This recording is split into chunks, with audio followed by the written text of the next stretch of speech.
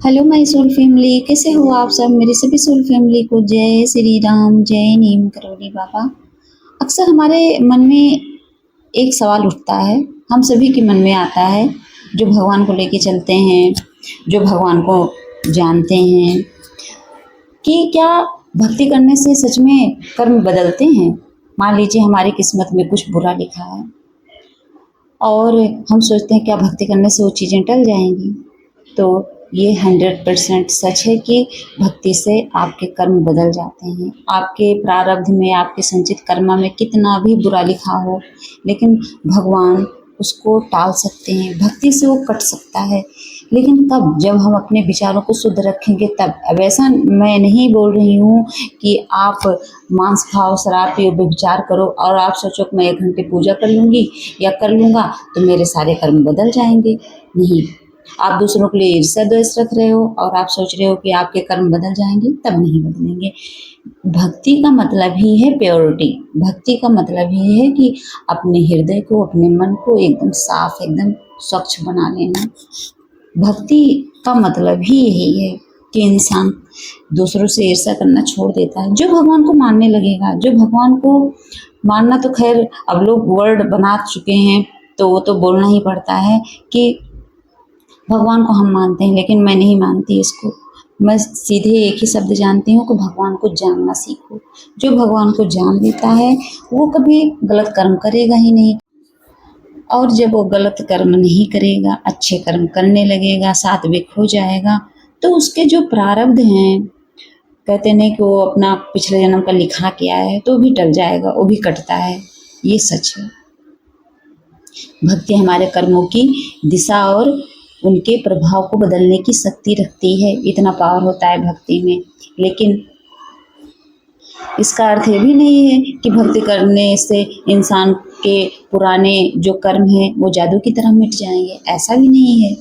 उसका कुछ ना कुछ अंश तो भुगतना ही पड़ता है, भोगना ही पड़ता है, क्योंकि ऐसे कर्म नहीं मिटाए जा सकते हैं या उसे अपने कर्मों का कोई फल नहीं मिलता है।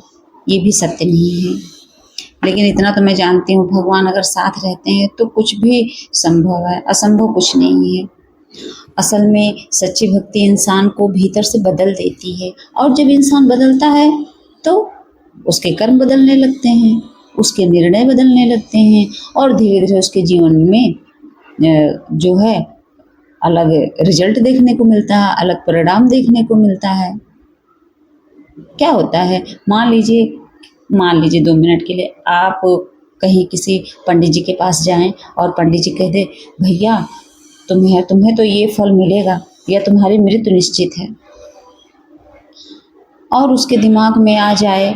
मैं तो सबसे अच्छा उदाहरण मार्कंडेय ऋषि का सोचती हूँ, बस उन्हीं को दिमाग में रखती हूँ कि उनसे बड़ा और कोई ऐसा बना ही नहीं, ऐसा ऋषि मुनि कि जो मृत्यु को टाल सका। सोचिए, उन्होंने मृत्यु को टाल दिया।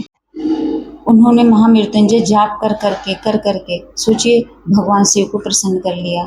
और जहाँ शिव है वहाँ काल कुछ कर सकता है किसी का? नहीं।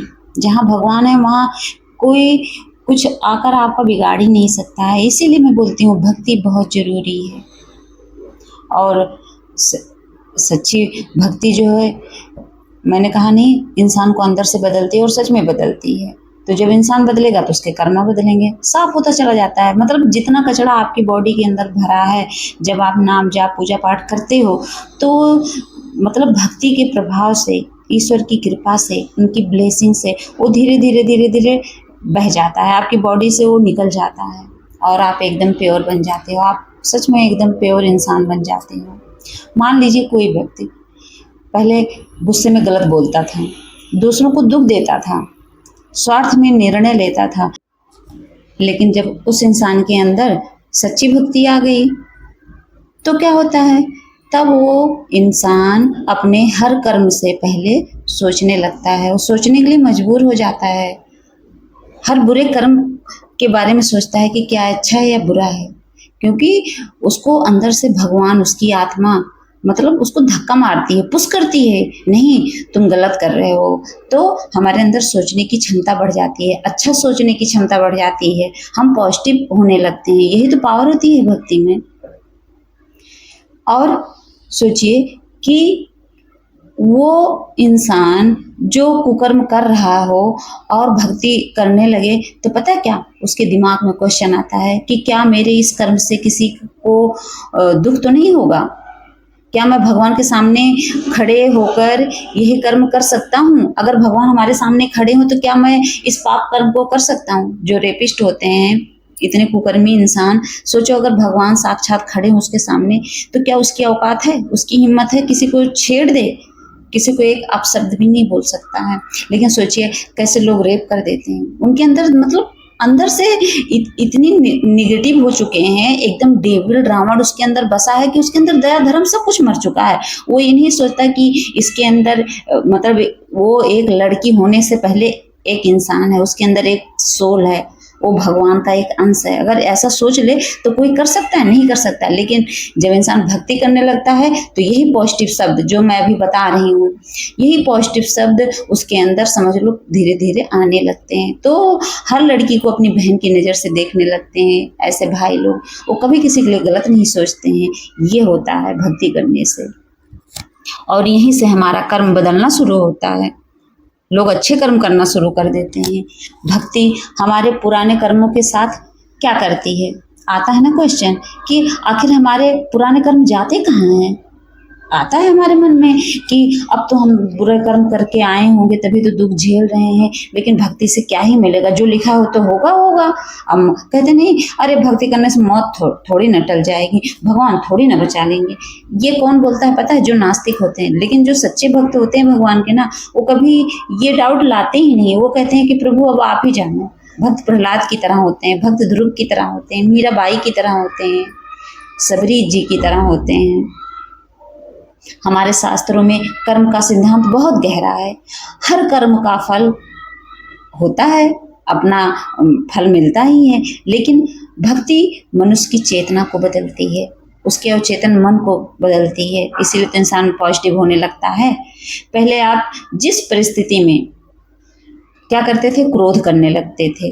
वहीं जब आप भक्ति करने लगते हो तो क्या होता है? भक्ति आपको धैर्य सिखा देती है। जहाँ आप बदले लेने की भावना में रहते थे, कोई अगर आपको हर्ट कर दिया तो आप भी बस दिमाग में चलता था कि अब मैं इससे बदला लेकर रहूँगी, मैं भी इसको कहीं ना कहीं हर्ट करूँगी, मैं भी इसको अपशब्द बोलूँगी। वही भक्ति करने से क्या होगा? भगवान आपको अंदर से क्षमा करना सिखा देते हैं। भक्ति हमें क्षमा करना सिखाती है। जहाँ हम लालच में गलत रास्ता चुनते थे, वही भक्ति हमें संतोष सिखा देती है। होता नहीं लालच में आके अरे इतने पैसे मिल जाएं तो मैं कुछ भी कर सकती हूँ या कर सकता हूँ, ये लालच ही तो है। लालच में आकर इंसान गलत मार्ग चुन लेता है। लेकिन जब आप भक्ति करने लगते हो तो आप उस गलत रास्ते पर नहीं जाओगे लालच में, चाहे कुछ भी हो जाए। आप गरीबी झेल लोगे, आप मजबूरी झेल लोगे, लेकिन गलत कदम नहीं उठाओगे, क्योंकि भगवान ने आपको संतोष सिखा दिया। और कहते हैं क्या? संतोष जो है सबसे बड़ा धन होता है। और जहाँ हम अहंकार से कहते थे मैंने किया, मैं हूँ, मैं, वही भक्ति क्या सिखाती है? सब भगवान की कृपा से हुआ। अगर वो किसी पोजीशन पे है तो कहेगा कि मैं भगवान की कृपा से इस पोजीशन पर हूँ। कुछ भी होता है बस भगवान और कुछ नहीं। हर वक्त भगवान भगवान भगवान। मैं तो हर वक्त बोलती हूँ मेरे बाबा मेरे बाबा मेरे बाबा, अच्छा बुरा सब। इसीलिए कहा जाता है कि भक्ति कर्मों से भागना नहीं बल्कि कर्मों को शुद्ध करना सिखाती है।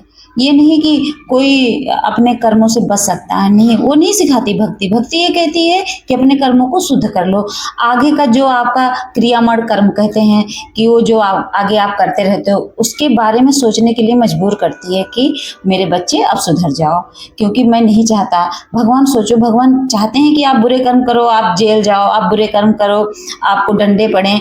भगवान कभी नहीं चाहते। जैसे हर माँ बाप अपने बच्चे के लिए अच्छा सोचते हैं, वो कभी बुरा नहीं चाहते, ऐसे ही जो है भगवान अपने बच्चे के लिए जिसको इस धरती पर भेजे हैं, हम जीव आत्माओं को कभी नहीं चाहते कि हम मतलब बुरा फंसें। लेकिन वही होता है कि जब हम नेगेटिविटी को अट्रैक्ट करते हैं, बुरे कर्म करते हैं, व्यभिचार करते हैं, मांस खाते हैं, शराब पीते हैं, तो क्या होता है? हमारे अंदर ईश्वरीय गुण जो है कम होने लगते हैं। वही है, नकारात्मक ऊर्जा जागने लगती है, हमारे अंदर नेगेटिविटी प्रवेश करने लगती है। फिर क्या होता है, हमारी बुद्धि चेंज हो जाती है। जैसे भक्ति करने से हमारे विचार शुद्ध होते हैं, वैसे भक्ति न करने से क्या होता है, हमारे विचार जो हैं गंदे हो जाते हैं। उसका उल्टा ही मान लो, जो नहीं करता है वो बाद में पछताएगा।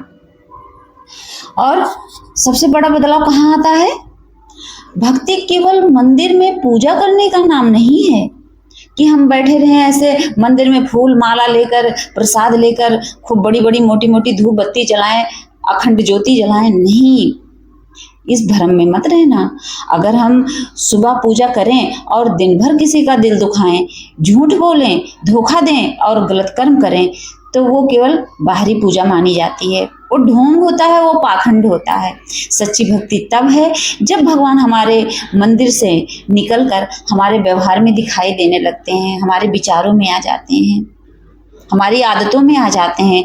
आदतों में आने का मतलब क्या है कि आपको देखकर कोई बोले हाँ ये सच में लगता है कि भगवान का ही रूप है।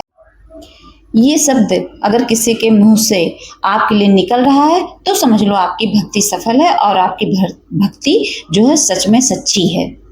हमारी वाणी में भगवान हो, हमारे विचारों में भगवान हो, हमारे व्यवहार में भगवान हो और हमारे कर्मों में भगवान की मर्यादा दिखाई दे। कहते नहीं कुछ लोगों को देख करके अरे ये तो हमारे प्रभु श्री राम जैसे हैं, इसलिए कहते हैं कि पति राम जैसा होना चाहिए और पत्नी सीता माता जैसी। इसीलिए भगवान से जब भी आप भक्ति करिए तो भगवान से ये मत कहिए कि भगवान मेरे सारे कर्म काट दो। नहीं, कुछ कहने की जरूरत नहीं है, बल्कि प्रार्थना कीजिए कि हे प्रभु मुझे इतनी शक्ति दीजिए कि मैं आज से ऐसे कर्म करूं जिसका फल मुझे और दूसरों को शांति दे, सुकून दे। क्योंकि जब आपका भाव बदलता है, विचार बदलते हैं तो कर्म बदलते हैं, और जब आपका कर्म बदलता है तो क्या होता है, आपके जीवन की दिशा बदलने लगती है। यही सत्य है और यही सच्ची भक्ति की सबसे बड़ी शक्ति है। तो मेरी सोल फैमिली अच्छे से समझ गई होगी, भक्ति कर्म फल से भागने का रास्ता नहीं, भक्ति कर्मों को पवित्र करने का रास्ता है। ये होता है असली भक्ति, सच्ची भक्ति।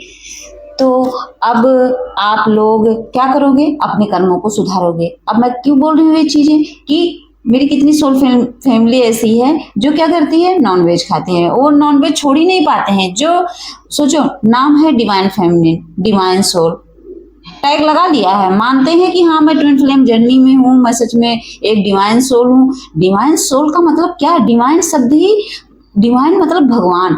और आप आगे अगर मान लो आप लगा रहे हो कि मैं एक सोल हूँ, देखिए नॉर्मल लोग बोल सकते हैं कि मैं एक सोल हूँ, लेकिन जब आपने वहां लिख लिया कि हाँ डिवाइन सोल, तो डिवाइन सोल मतलब भगवान, साक्षात भगवान के अंश हो आप।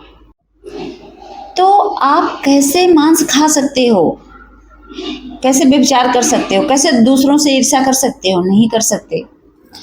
इसीलिए अपने आप को शुद्ध करिए। शुद्ध कब होंगे, जब नाम जाप पूजा पाठ भक्ति बढ़ाएंगे। जैसे आपके अंदर कुछ भी गलत विचार आ रहा है, तुरंत राम नाम का जाप करिए। आप जिस दिन ये सोच लेंगे कि भगवान साक्षात खड़े हैं आपके सामने ना, उसी दिन से ये मान के चलिए कि आप कोई गलत कर्म करेंगे ही नहीं। आपके अंदर एक डर पैदा हो जाएगा। वैसे डर से भक्ति नहीं होती, श्रद्धा से, भाव से भक्ति होती है।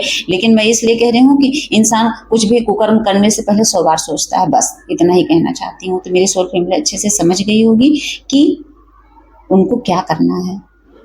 समझ लीजिए बाबा का संदेश है, उनका समझ लीजिए उनका आदेश है। उनका आदेश मानकर पाप कर्मों से अभी से दूर हो जाइए। फिर देखिए आपके कर्म कैसे नहीं बदलते। आप कहते मेरा ये काम नहीं हो रहा, मेरा वो काम नहीं हो रहा है, सारा काम होगा आपका, सच में सारा काम होगा। भगवान तो पत्थर पर भी फूल उगा सकते हैं, उसको उगाने के लिए मिट्टी की जरूरत नहीं पड़ती है। सच में फूल उगाने के लिए भगवान, जैसे कहते नहीं अच्छी मिट्टी होगी तभी वहां पौधे लगा सकते हैं, ये वो कुछ नहीं, कुछ भी नहीं। पत्थर पे भी एक अच्छा सा फूल उग सकता है, बस इतना मुझे पता है। इतनी पावर होती है भगवान में, मेरे नीम करोली बाबा में, मेरे हनुमान बाबा में, मुझे तो पूरा विश्वास है। और यही विश्वास मैं चाहती हूँ आप लोग भी अपने अंदर जगाओ। जय श्री राम, जय नीम करोली बाबा।